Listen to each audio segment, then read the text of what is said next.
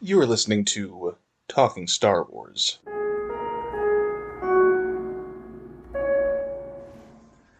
Hello, Talking Star Wars fans. I'm Connor, And I'm Alex.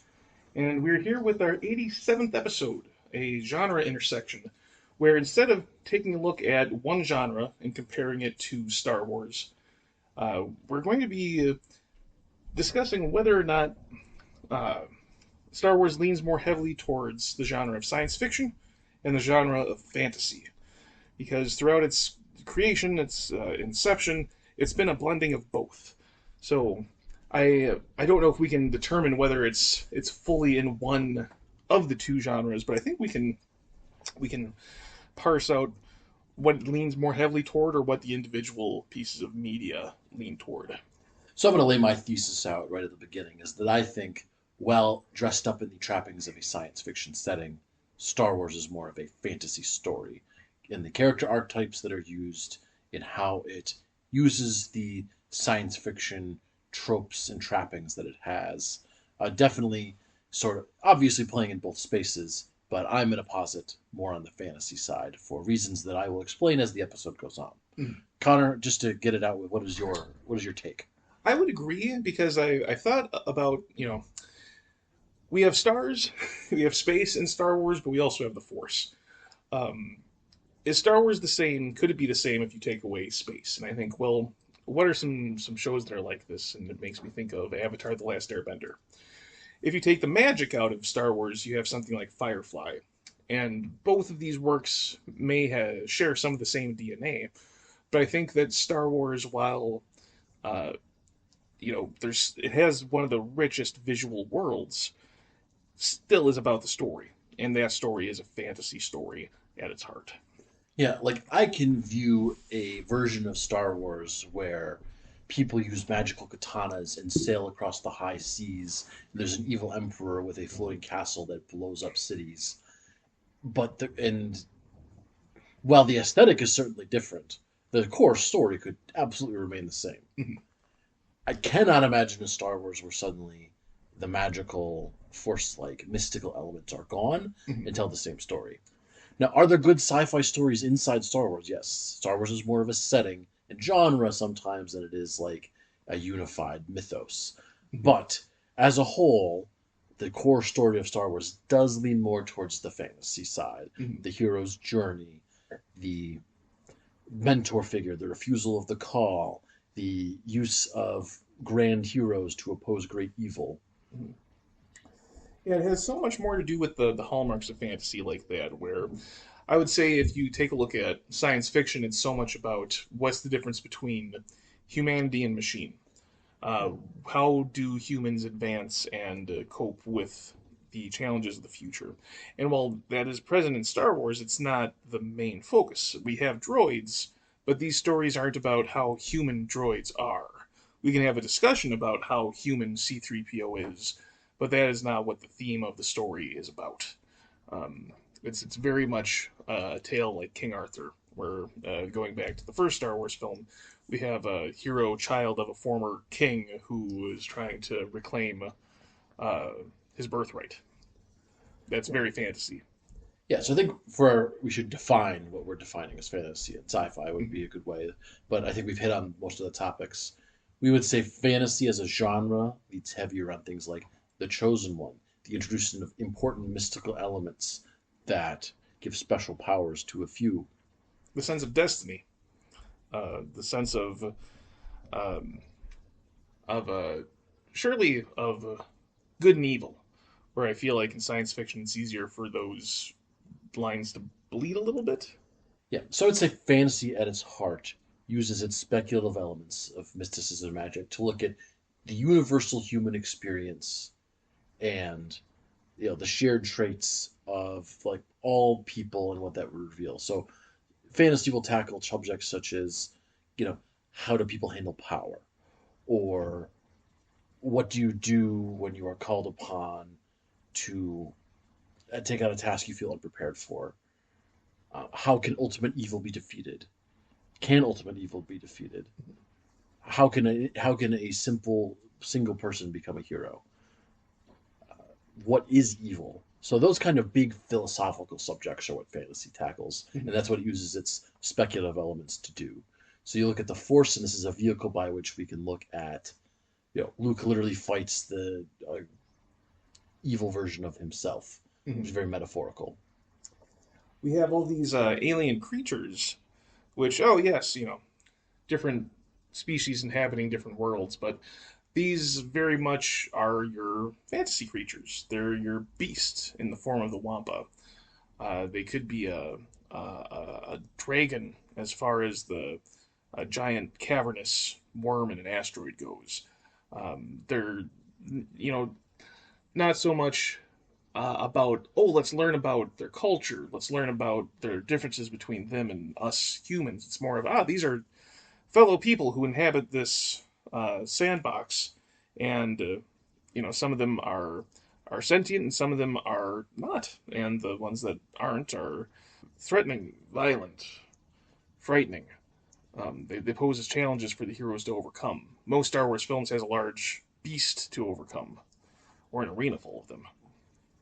So the aliens in Star Wars are more similar to like our fantasy races, where they are operate in the same culture as humans. They are shared in the same society. There's very few that are truly alien. They speak some of the same languages. They live in the same planets and government. They live side by side. There's not a whole lot that's like really truly alien about our aliens. They are more akin to how you would treat like a bunch of fantasy races coexisting.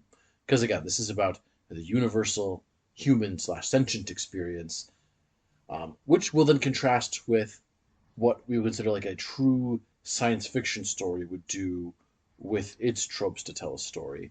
So, Connor, will throw it to you first. How would you define the defining science fiction as opposed to fantasy and its use of its speculative elements? I think that science fiction has such a focus on technology. Um, Technology, how humans integrate and interact with technology. It's so much about our advancement as a species.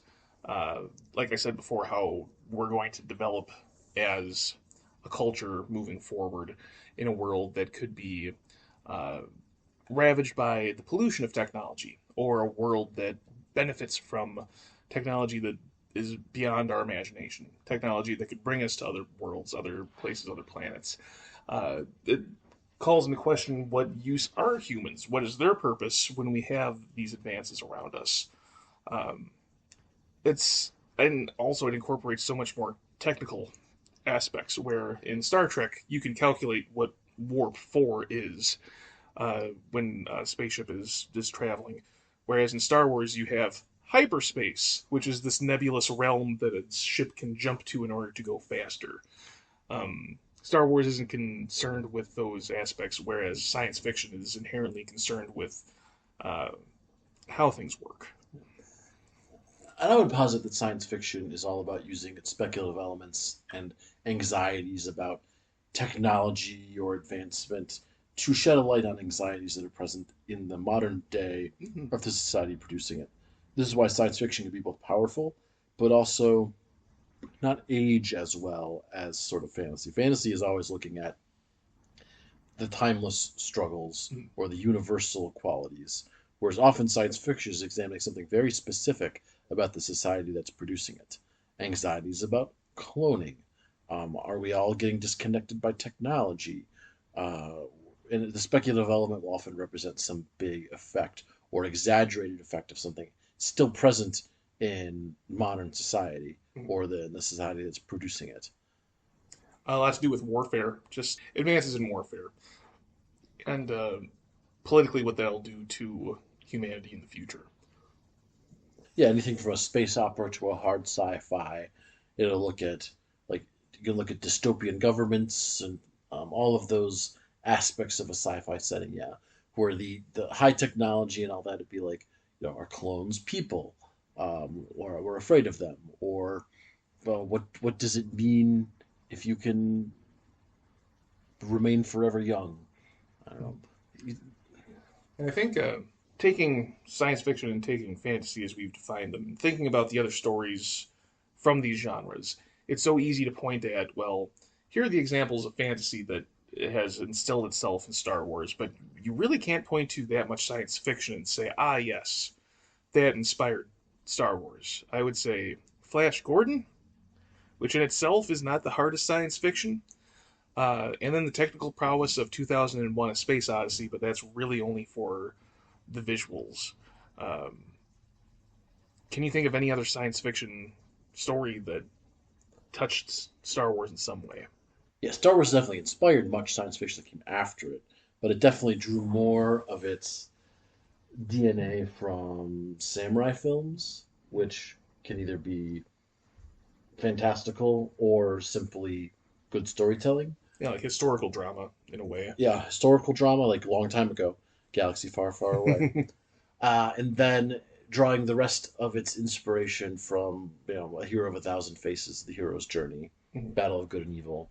Father's long lost son turns out to be his successor and must fight him against the Emperor. A very fantasy story. Again, if this took place with swords on the parapet of a castle, I mean, you even have the duel between Kylo and Rey, sort of on the water washed remnants of the Death Star 2. It's very much like a battle on a wall of a fantasy castle. Mm-hmm. Definitely. Uh, we refer to characters as knights. We refer to uh, these mystical arts, these wizards that wield them, very much drenched in fantasy. Obi-Wan is even called a wizard. Mm-hmm.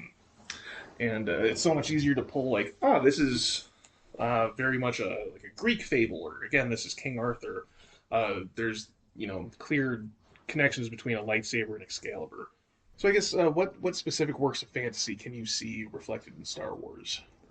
Oh, so many works of fantasy, in fact, it's Star Wars. I mean, you can never overlook Tolkien and his Mm-hmm. impact on people. Uh, as far as specific works, I think it's more just the general zeitgeist of fantasy itself. I think Star Wars has also impacted a lot of fantasy works that came after it. Mm-hmm. Um, It's kind of the archetypes of the simple farm boy who has a destiny larger than he knows, or the princess who uh, must be rescued, or the smuggler swashbuckling hero who secretly has a heart of gold. It goes back to those archetypes of fantasy. yeah, Rey is even the lost son, lost daughter of the Emperor who must fight her own resurrected father. It's a very fantasy story, and like we're not a ton of time looking at like the ethics of cloning Mm-hmm. or is droid subjugation okay and all that. A lot of it is looking instead of like you look at stories based like Ezra and Kanan. It's like what does it mean to be a mentor Mm-hmm. and all that, unless like is it wrong for us to enslave C-3PO? Right. Which a lot of the time you'd be looking at a true science fiction story. Mm-hmm. So just the way in which it's like the sci-fi dressing of Star Wars is there as a cool aesthetic and as a way to give a vehicle to the stories where it's not being examined in the way for like its problematic elements that a sci-fi story often would. It's not saying anything about anything from sexual mores to the ethics of AI or any of the other things that sci-fi would normally examine, but it is saying, you know, um, things about friendship and destiny and choice. And that's not to say that Star Wars can't explore some of those science fiction elements. Like in the Clone Wars, we do get just sort of the idea of identity. If cloning does exist, how do we separate ourselves? How do we have individuality? That is a very sci-fi story, and Star Wars does not lack sci-fi stories at all. It just leans Mm-hmm. more on the fantasy side. But there are certainly stories inside Star Wars either lack Jedi or where Jedi are not the main focus, where we do get more of a sense of um, so we do get more of a sense of science fiction Mm-hmm. uh, themes being present. And what any particular stories or items you address is leaning more towards the sci-fi side. I was thinking about that, and even those stories without the fantastical, like say Andor, that still exists as more of a political story, a war story, I would espionage. I would say that the Andor does lean more on the science fiction side a lot of the time because it's looking at anxieties about industrial prison complex. Hmm. It's looking at a surveillance state, the ethics of torture. So that is looking at very modern ideas about a surveillance state, fascism, definitely examining all of those. There are still some universal like rebellion against evil, Hmm. but it's looking at it from a more of a modern lens about how do you foment a rebellion against a surveillance state. Right. So my supposition on my end would be that Andor is one of the more overtly science fiction works because it does not engage much with the fantasy or fantastical whatsoever. I can see that, especially how it's bringing modern day concerns into its storytelling. I do think that you could change the setting of Andor. It could be uh, set in our modern day world, and we can have a very similar prison story where it's in a foreign country, our hero has been imprisoned, and the rules aren't fair, and the prisoners are not meant to be released. Very much feels like this book and film Midnight Express from I believe the late '70s of a prisoner who is arrested abroad and um, has to resort to escape because there's really no way that he can legally be released. Um, Yeah, I would agree, and I think this is what Andor's doing is taking the normal science fiction tropes and taking what could be realistic and turning it to 11 to mhm. highlight how important it is. Like, there's an electric floor that will fry everyone. Oh, sure. There is, and you're stranded on this planet surrounded by water, where you have to steal a ship to get off of it. And literally, the dying screams of an alien race are used as the torture device for our informant. Mhm. So it's taking those science fiction items and using them to highlight super problematic things that happen in the real world. Mhm. So That brings to mind Skeleton Crew because so much of that is about society that's isolated, and it's based on semi-retro technology. If the technology itself isn't retro, at least the personality and the morals behind it are. And so we have this planet that's kept itself separated from the rest of the galaxy, and uh, the end result is that when they are now connected, they have to figure out how do we reincorporate ourselves with this galaxy at large, who's so much more uh, advanced, so much more connected, so much more, um, just knowledgeable of the full galaxy than they've been. So I'm hoping we get a second season of that program. I don't know if that's in the books, but I felt, especially because there wasn't a very heavy emphasis on the Force, some more science fiction elements within the trappings of a pirate adventure story. yeah, I could definitely see it could lean more into a sort of science fiction right now, leaning heavily on pirate. So, what other works in the Star Wars canon do we think is not only using the trappings of sci-fi, but the actual soul of science fiction, even if it's not doing it well? Right.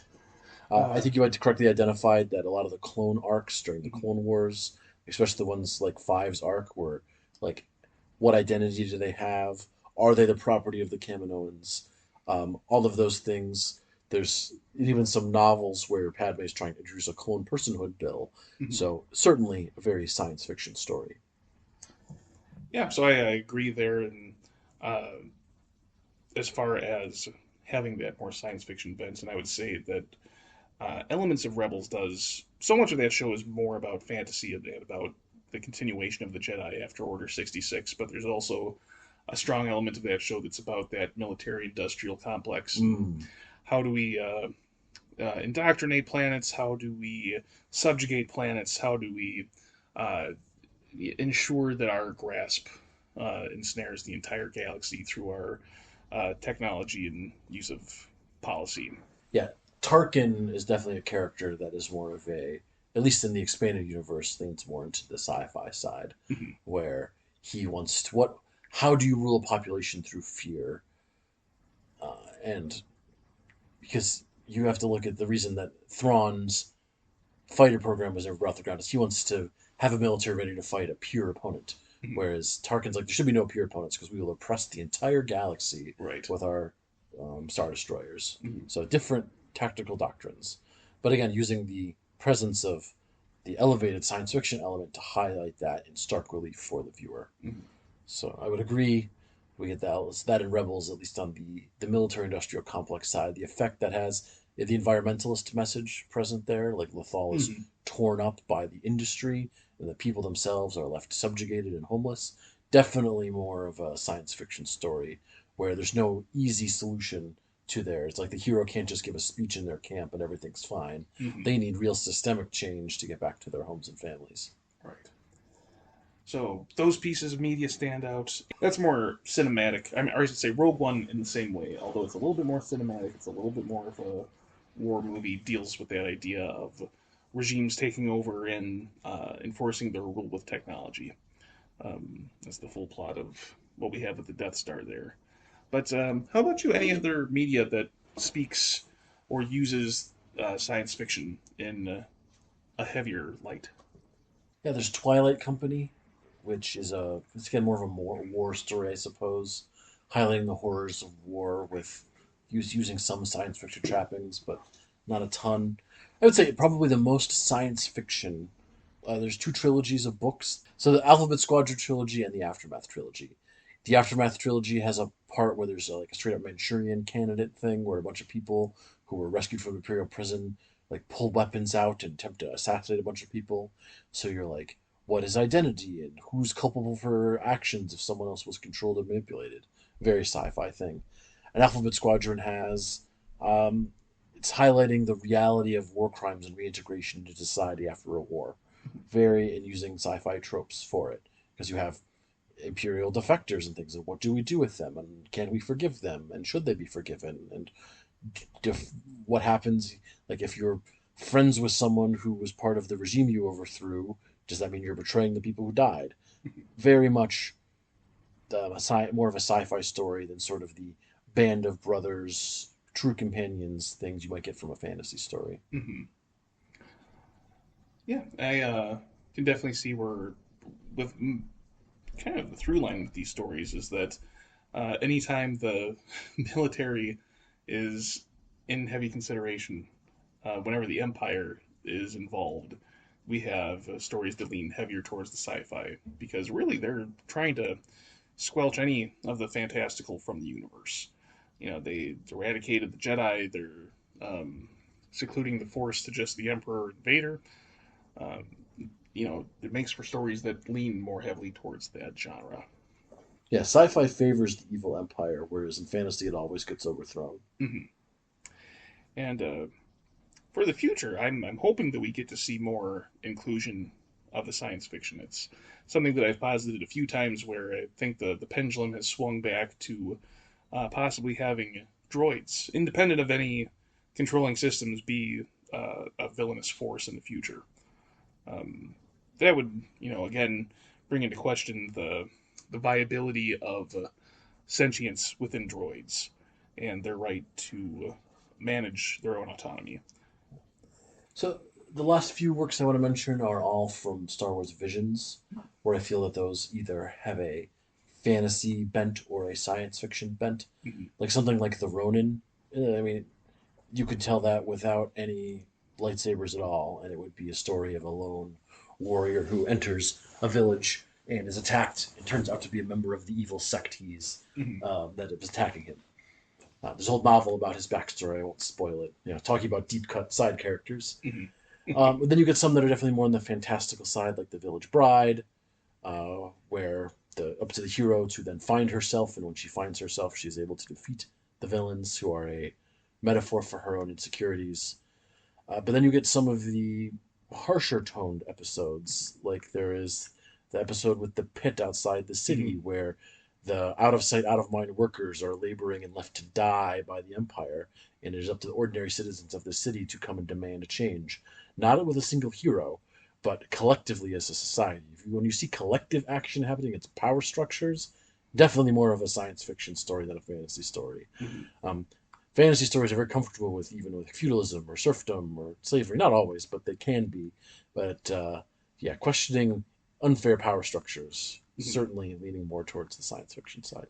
That also is permeates in the French Circus episode. I can't remember the name of it, but where we have uh, this theater group that's entertaining the Empire, and it turns out they're a rebellious sect, and the guest one evening happens to be the child of one of the performers who thought, she had lost her child years ago, but it turns out he had been taken in by the Empire. And And has mutilated himself mm-hmm, to fit in. So that, yeah, definitely seeing what you're saying about like definitely a theme of using the science fiction element of an alien species to show, you know, how damaging like fitting yourself into a faster regime is to your personal identity and safety. mm-hmm.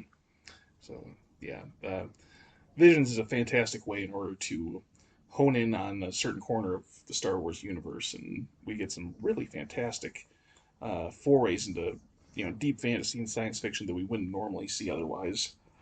Um, there's the episode of the twins, which is quite fantastical, where we have the twins fighting outside of their spaceships in open space. That is not relying on much actual scientific phenomena. But then you have the episode that's actually grappling with droid identity, and we have a droid child who is able to become a Jedi and touch the Force Mm-hmm. because um, they are sentient, and so even though if they're truly alive, then they're a living thing that can touch the Force regardless of their biology. Mm-hmm. Which is a beautiful message. But now I'm saying about it, probably more of a fantasy thing than a science fiction thing. It's sort of on the border because it's fantastical elements of chosen kid, but also it's like a rumination on what does life mean, and if something's truly alive, does that give you entrance into this mystical club? And just to sum things up, it's Star Wars as a whole is this wonderful theater where any genre can play. That's what it was designed and created to do, and what it continues to do. Um, we reviewed Skeleton Crew not too long ago, but one of my favorite aspects of it is that it's not just a space western with samurai elements, but it's an entirely different kind of adventure that still exists with fantastical and scientific elements. Agreed. So I think we're still leaning on the side of Star Wars as a whole. I mean, we didn't bother going over all of the fantasy stories because that's the lion's share. But Mm-hmm. we've also shown how more science fiction has slipped through the cracks. Um, and the setting still can lend itself well to a good science fiction story as well. So yes, join us next time where we delve deeper into other Star Wars related topics. Thank you for listening and have a great day. We'll see you sometime soon in a galaxy right here.